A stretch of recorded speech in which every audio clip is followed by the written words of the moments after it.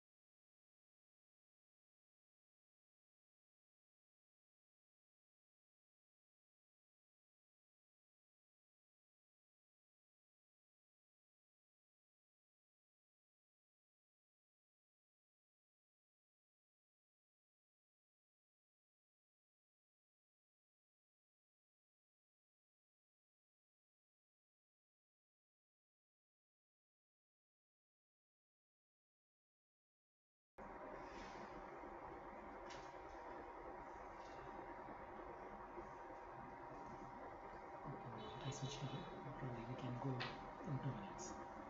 Change for it.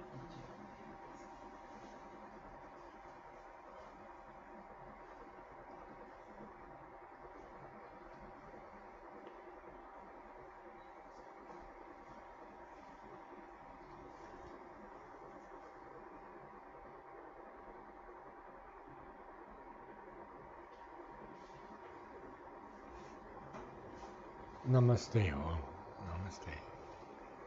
We see that Sri Aurobindo has taken us through this extraordinary adventure when there is no light, absolutely no light. Everything is darkness. And it's a flashback to Savitri's awakening to herself and her own role. Because he tells us, first of all, that she's a solitary mind and she's a worldwide heart. But he also says at first life didn't even grieve in her breast. And so she's not quite aware yet, because she's remote from grief, she's not caught up by care, and she doesn't recall anything of the sorrow here. But then a slow, faint remembrance, shadow-like, moved, and sighing she laid her hand upon her bosom, and recognized the close and lingering ache, deep, quiet, old, made natural to its place. Well, why does he say that it's a faint remembrance that moved in a shadow-like way? Because Mother tells us that since the beginning of creation, Page 9. I'm not there yet at the beginning today, but it will be page 9. From the beginning of the creation, Mother said, I was always here. From the very beginning of the evolution. She was here when humanity was not here. And so now she's feeling this ache, this deep, quiet, old ache. But she doesn't know where it came from. Because the power that kindles mind was still withdrawn. Oh, that's very interesting. But these servitors, these servants of life, were heavy, unwilling, like workers, he says, with no wages of delight. And now the torch of sense is not burning yet, and only a vague earth nature has held her frame. Interesting. But now she stirred. Her life shared the cosmic load. This is the first time we hear of this in Savitri. After 9 pages, we see that her strong, far-winging spirit has traveled back. But back to what? Back to the yoke of ignorance and fate.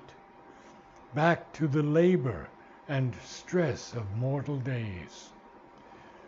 And so we see finally all came back to her. Earth and love and doom. And let's note that Sri Aurobindo has capitalized these 3 words, earth, love, and doom. Now he says, when he's speaking about earth, he says evolution takes place on the earth, and therefore the earth is the proper field for progression. The beings of the other worlds do not progress from one world to another. They remain fixed in their own type.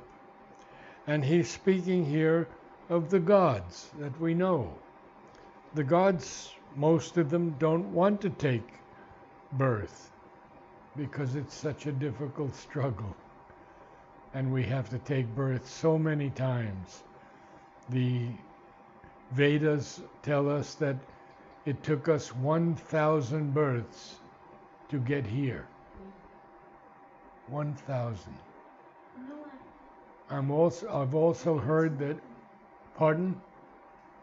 no, I think it's, they say you should have at least 3 lakh births to have become a human being. I don't know, I thought it was more than that. It could be more than that. This is just one Vedic thing that I've learned. Now, the next thing is that he capitalizes love. And Sri Aurobindo tells us in the Letters on Yoga that love is an intense self-expression of the soul of Ananda. And lastly, we have doom, of course. And doom is inevitable destruction or ruin. So now we see that the ancient disputants encircled her. Who are the disputants? Well, we're going to find out who they are. And I have to go to the next page, page 10. Yeah. They look like giant figures wrestling in the night. Then there's a colon after the word night. And he tells us the Godheads from the dim inconscient born. These Godheads have been born from the dim inconscient, awoke to struggle and the pang divine. Now, and in the shadow of her flaming heart, at the somber center of the dire debate, a guardian of the unconsoled abyss, inheriting the long agony of the globe, a stone-still figure of high and godlike pain, stared into space with fixed, regardless eyes that saw grief's timeless depths, but not life's goal. Here we have a lot to go over.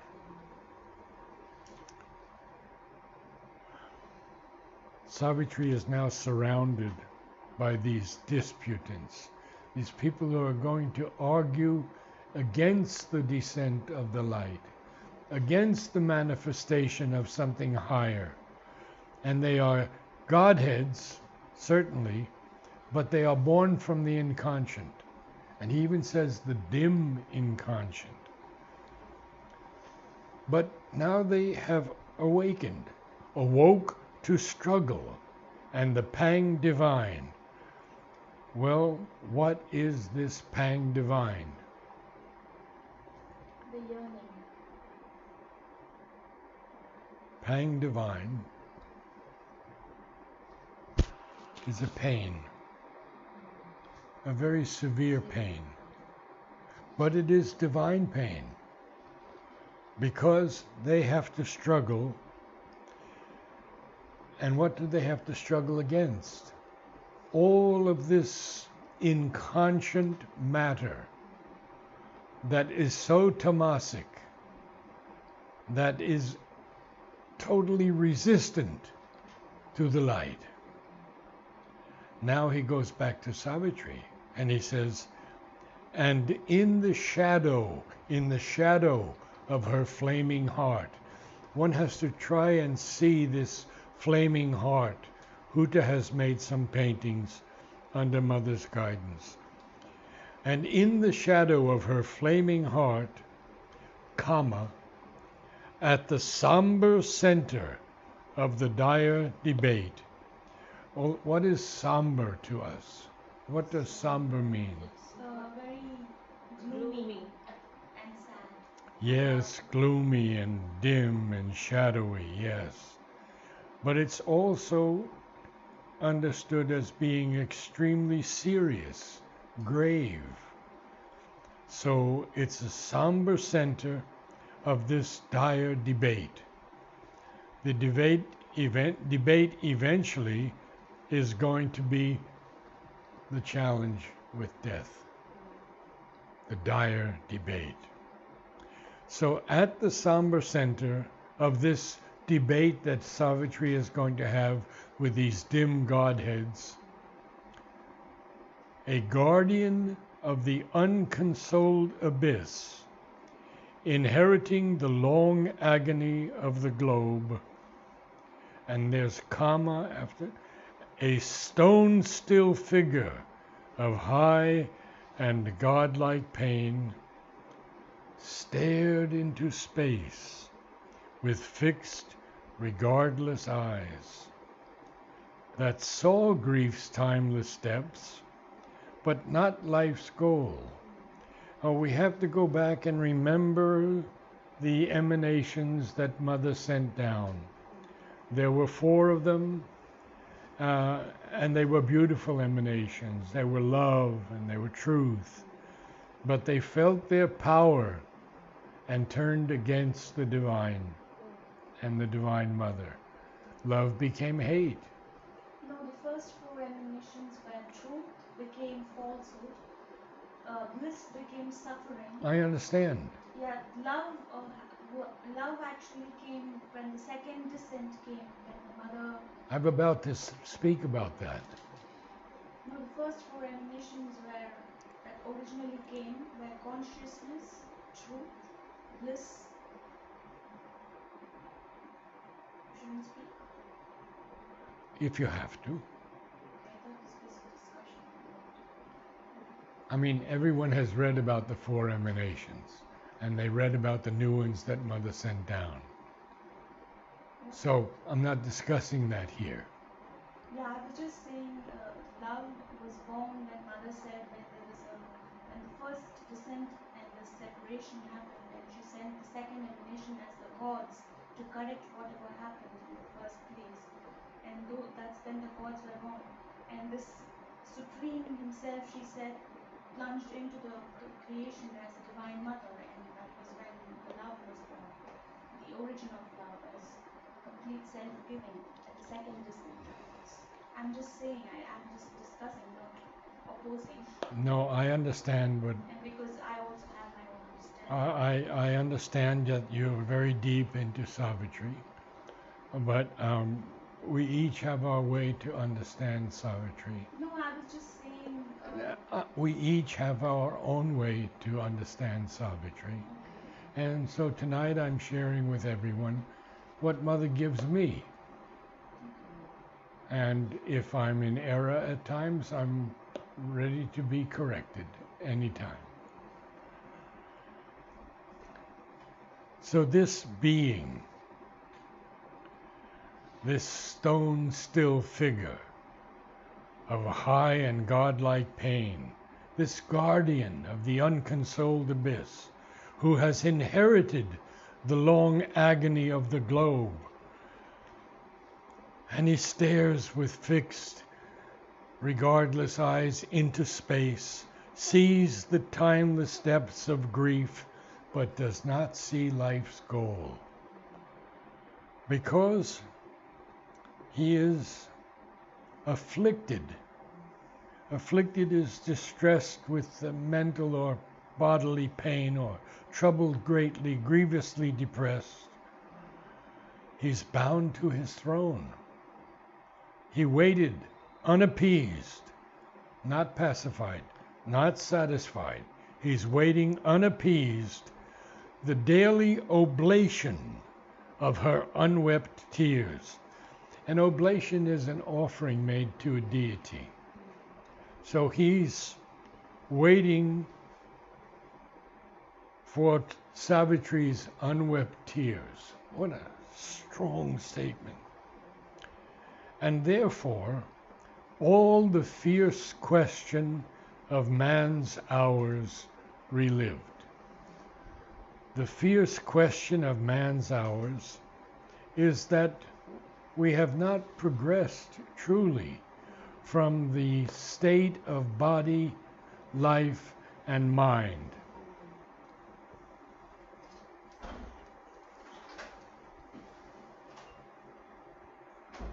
It's better, yes. When we are able to progress into the higher mind, the illumined, and the intuitive mind, and the overmind, there will not be this fierce question of man's hours any longer.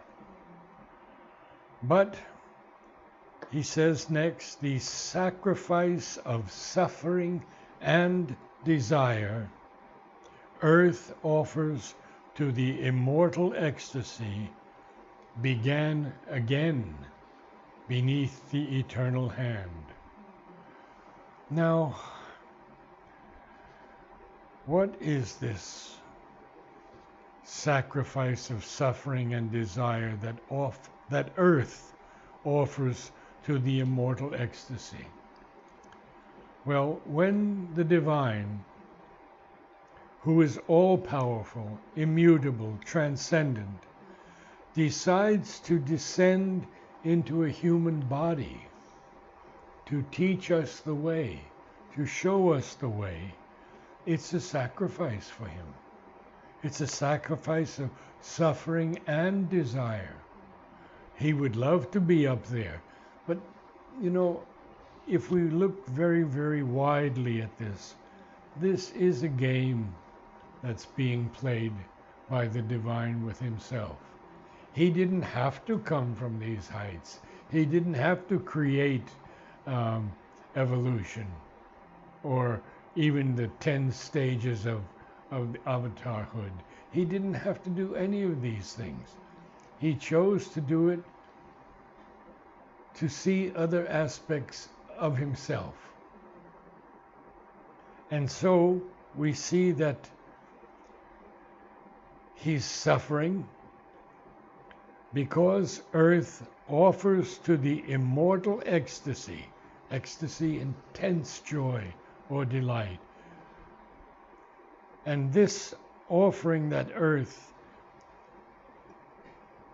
offers is the sacrifice of suffering and desire. And we see now that all this fierce question of man's hours has to be relived. And we talked in previous evenings of how the earth has been destroyed. Mother said 6 times. Totally destroyed. Civilizations that were far ahead of us technologically, even occultly, they were destroyed. Why were they destroyed? Because they forgot the divine. So these are the fierce questions of man's hours that are being relived and begun again beneath the eternal hand. Now, Sri Aurobindo is going to talk to us more about Savitri. And he'll begin with this very powerful line, "Awake, she endured the moment's serried march." Now, the word serried has 2 R's in it. It's not serried. It's not in a series. A serried march is when people are pressed together and pushing each other and walking together. That's the serried moment, the serried march of the moments that she has to endure. Now, serried is a word that Sri Aurobindo coined, and he uses it as an adjective. And it's a group or a number of related things or events that are arranged in some order. So we have a series of things, and we know that. But the word he coined is serried. So he puts a D at the end of it. Now, what does Savitri do? "And looked on this green, smiling, dangerous world, and heard the ignorant cry of living things." Wow.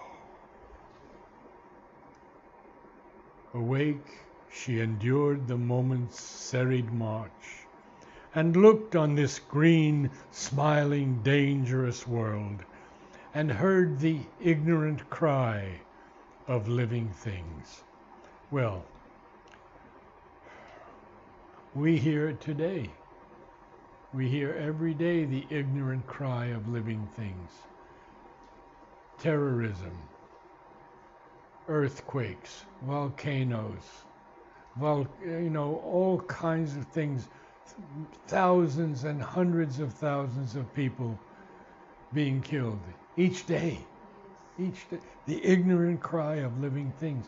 Do you know, I was watching a film last night, and it was about drugs coming into America. And at the very end, they said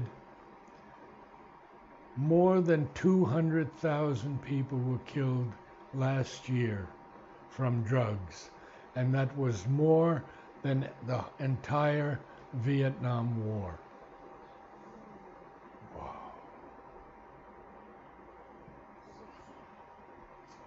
He continues, amid the trivial sounds, the unchanging scene, her soul arose, confronting time and fate. So this is the first time we see that Savitri has arisen and able to confront both time and fate. What is going to happen next? Well, you see, he's preparing us for the next two lines. Immobile in herself, she gathered force. This was the day when Satyavan must die. Now, that is the end of Canto 1. He ends it with that one line, that powerful line. We didn't know what was happening until then. We knew that the earth was in travail and Savitri was awakening, and at first her mind was not there, but then she gathers force and she's able to confront these gods. And who is Satyavan? Sri Aurobindo tells us very clearly. Satyavan is the soul carrying the divine truth of being within itself, but descended into the grip of death and ignorance. So he has the divine truth of being within himself, but he had to come in, take birth, the grip of ignorance and death. Now he says in Savitri, Book 10, he, the eternal's delegate soul in man, the soul of the world, called Satyavan, the soul of the world called Satyavan, freed from thy clutch of pain and ignorance, that he may stand master of life and fate. Sri Aurobindo further tells them in Savitri, on Book 10, Canto 4, man's representative in the house of God, the mate of wisdom and the spouse of light, the eternal bridegroom of the eternal bride. Oh. So now we're going to have to go to the next line, next canto, Canto 11.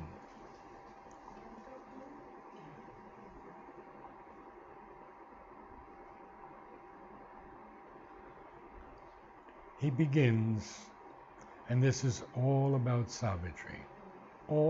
It is such an incredible canto about Savitri. Book 1, Canto 2, he calls it the issue, what she has to face. A while, withdrawn in secret fields of thought, Her mind moved in a many-imaged past that lived again and saw its end approach. Dying, it lived imperishably in her, transient and vanishing from transient eyes, invisible, a fateful ghost of self, it bore the future on its phantom breast. There's a lot to go through with you here, so we'll begin. So, imperishably, it passed, she's seeing this past that her mind is moving in. She sees the end of this path approach, but it lived again because she's seeing her past lives. That's exactly what she's seeing. And dying this past, it still lived imperishably in her, not subject to any decay or deterioration. But it is transient. That means passing with time, only a brief time. Transient and vanishing from transient eyes. Invisible, it's invisible, a fateful ghost of self. It bore the future on its phantom breast. Notice the words he uses here, so beautiful. First of all, he speaks about the past. Then he speaks about it being transient and vanishing from transient eyes. Then he speaks of a ghost and a phantom. So all of this she is seeing now, seeing very clearly who she was before, what she had to go through before. Mother does tell us a little bit once in a while about past lives. You might have read where she went into this, it was a cave or a subterranean basement. And she said, "Get me out of here right away," because her head had been cut off there. Yeah. So Mother knew all of her past lives, of course, but very rarely she spoke about them. Now, we go to the next. We're seeing that she's looking at this thing as if it's a ghost, but that ghost is bearing the future on its phantom breast. Very, very interesting. And now we're going to see so beautiful passages. Along the fleeting events' far backward trail, regressed the stream of the insistent hours, and on the bank of the mysterious flood, peopled with well-loved forms now seen no more, and the subtle images of things that were, her witness spirit stood reviewing time. Now we have all learned about the witness spirit. It is the soul, not the psychic being, but the soul that stands behind and looks at everything we are doing. Without judgment, without criticism, in absolute silence, it looks at us. We all have the witness soul. The psychic being, some don't have. Some have it in a very rudimentary form. But the psychic being is what evolves in us, leading us forward into a higher and higher evolution. The soul is pure, untouchable, stainless, and supporting all of us in our evolution. Okay, so we see that this fateful ghost of self, fateful, prophetic, ominous in fact, it bore the future on its phantom breast. Now, phantom here is an interesting word because It's an image that appears real, but it's an illusion. Almost we could say it is a ghost. And he uses the word ghost in the line above. See how Sri Aurobindo brings us into all these terms that we would not think of so much. What is a fateful ghost of self? And we could go on in that line for 10 minutes because it is so incredible. And we see that it's transient. We see that it's vanishing even from transient eyes. So one looks at something and sees just a hint of something, and one realizes this is my past. You have read Dina Merriam's books? Well, she has seen very clearly many past lives. So, but why go selfless with ghost, Narad? what? Why compares the self with ghost, fateful ghost? The ghost. That's a good question. The ghost is usually an emanation of a person who left his body but is still around on the earth and has not been able to go into its place of rest. And so that's how people see ghosts. Yeah. They're not really serious. They don't hurt us, but they are scary. So we'll go a few more lines yet because this is so important. And on the bank of the mysterious flood, this flood of people, peopled, see, next line, peopled. Peopled means populated. Populated, peopled with well-loved forms, now seen no more.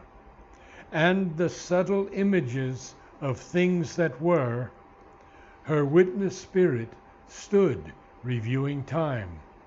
Now, I want to share with you some things that Sri Aurobindo said about these subtle images. He says in the letters on yoga, subtle images can be images of all things in all worlds. And then he says again in another letter, these are not mental images. There is an inner vision that opens when one does sadhana, and all sorts of images rise before it or pass. Their coming does not depend upon your thought or will. It is real and automatic. Just as your physical eyes see things in the physical world, so the inner eyes see things and images that belong to the other worlds and subtle images of things of this physical world also. Savitri's witness spirit then is looking back on all of this, and she's reviewing time. And in her reviewing of time, she's going to see the following. All that she once had hoped and dreamed and been. Look at that. Hoped, dreamed, and been.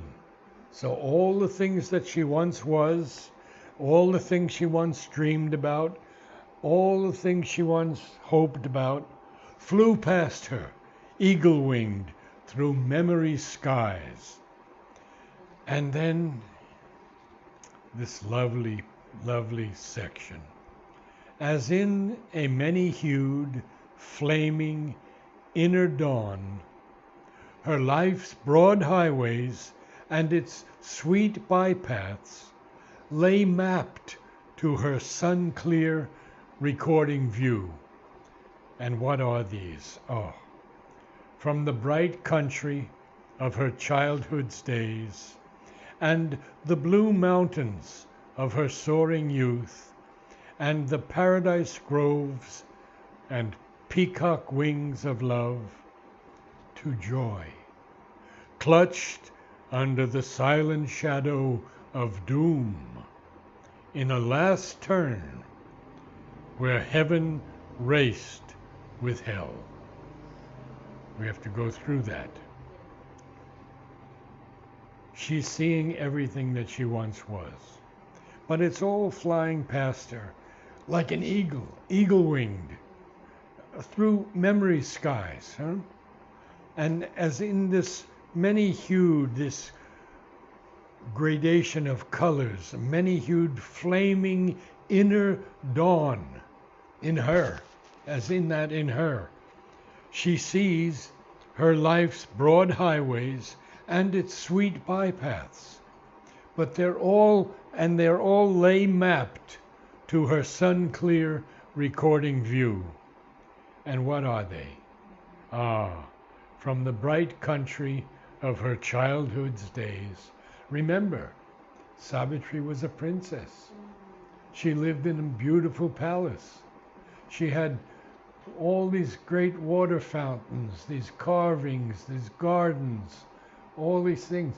Bright country of her childhood's days. Next, and the blue mountains of her soaring youth. Remember when she's traveling to meet Satyavan? All these blue mountains are there. And when she finally arrives, she sees these mountains right behind Satyavan. Blue mountains. Mountains very often can look blue. In America, I have often driven on a place called the Blue Ridge Mountains, where the atmosphere is so beautiful, it's almost blue, almost a pure blue. So the blue mountains of her soaring youth and the paradise groves and peacock wings of love. Obviously here we're seeing the future, her with Satyavan. The paradise groves. She enters with her chariot into this big open pasture where she sees the birds, the bees, the butterflies, the endless colors of flowers, paradise grove, and peacock wings of love. Well, it reminds us of Krishna, doesn't it? And Krishna's love. And then what happens? It's all joy, to joy, but that joy is clutched under the silent shadow of doom. Yeah, she has to find out that Satyavan's going to die in 12 months. And so it's a silent shadow of doom because she has to meet death and confront him with the supramental light in a last turn where heaven raced with hell. Heaven raced with hell. Interesting line in Savitri. None can enter heaven who has not passed through hell. And I'm going to end with these last lines. 12 passionate months led in a day of fate. The day of fate is the day when Satyavan gives up his body and death comes to her to take him away. So that's the day of fate. So she had 12 months with him. That was guaranteed. That's what Narad said was his fate. He would live for 12 months. And we'll get into that part much later on, but Sri Aurobindo tells us something that reminds me very much of the cloud of darkness. He says, an absolute supernatural darkness falls on man sometimes when he draws near to God.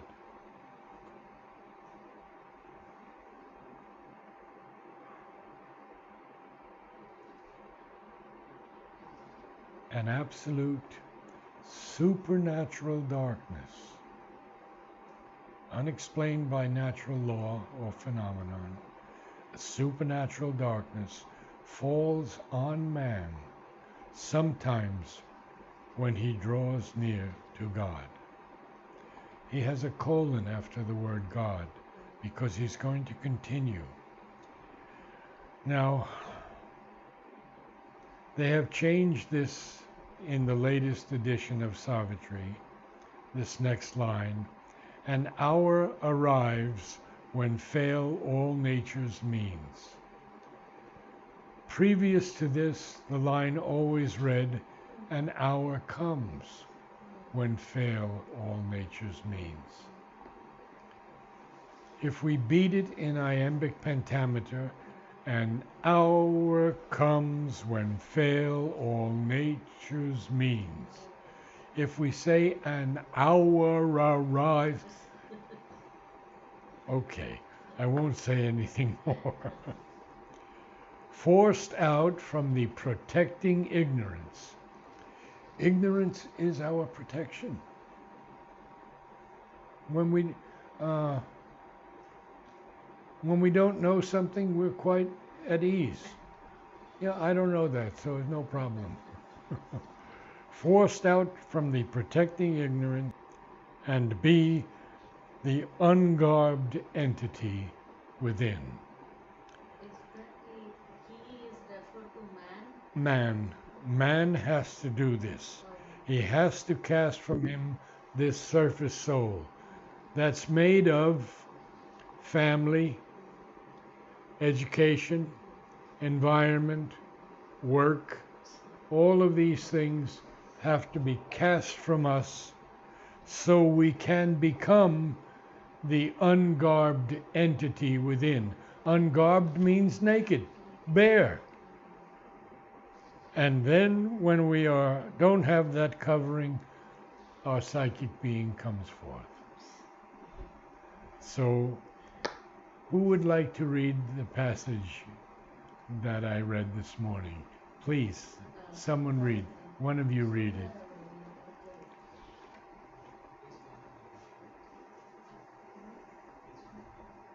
Page 11.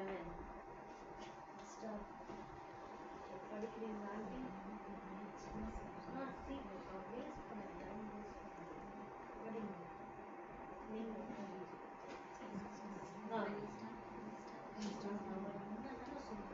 Canto 2, the issue. Awhile, withdrawn in secret fields of thought, her mind moved in a many-imaged past that lived again and saw its end approach. Dying, it lived imperishably in her, transient and vanishing from transient eyes.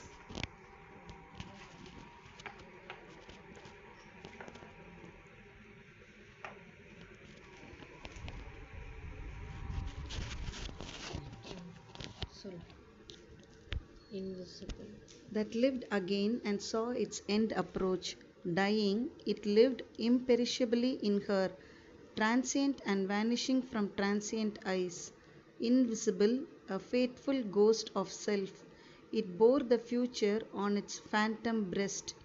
Along the fleeting events' far backward trail, regressed the stream of the insistent hours, and on the bank of the mysterious flood, peopled with well-loved forms not seen no more, and the subtle images of things that were. Her witness spirit stood reviewing time. All that she once had hoped and dreamed and been flew past her eagle-winged through memory's skies, as in a many-hued, flaming inner dawn. Her life's broad highways and its sweet bypaths lay mapped to her sun-clear recording view, from the bright country of her childhood's days and the blue mountains of her soaring youth, and the paradise groves and peacock wings of love, to joy clutched under the silent shadows of doom, in a last turn where heaven raced with hell. 12 passionate months led in a day of fate. An absolute supernatural darkness falls on man sometimes when he draws near to God, An hour arrives when fail all nature's means. Forced out from the protecting ignorance and flung back on his naked primal need, he at length must cast from him his surface soul and be the ungarbed entity within.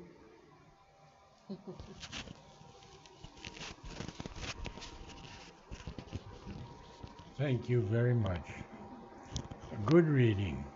The only suggestion I would make is to try to read a little slower, and the words and the music will come out more beautifully. But your pronunciation is excellent. Thank you all. Namaste. Namaste all.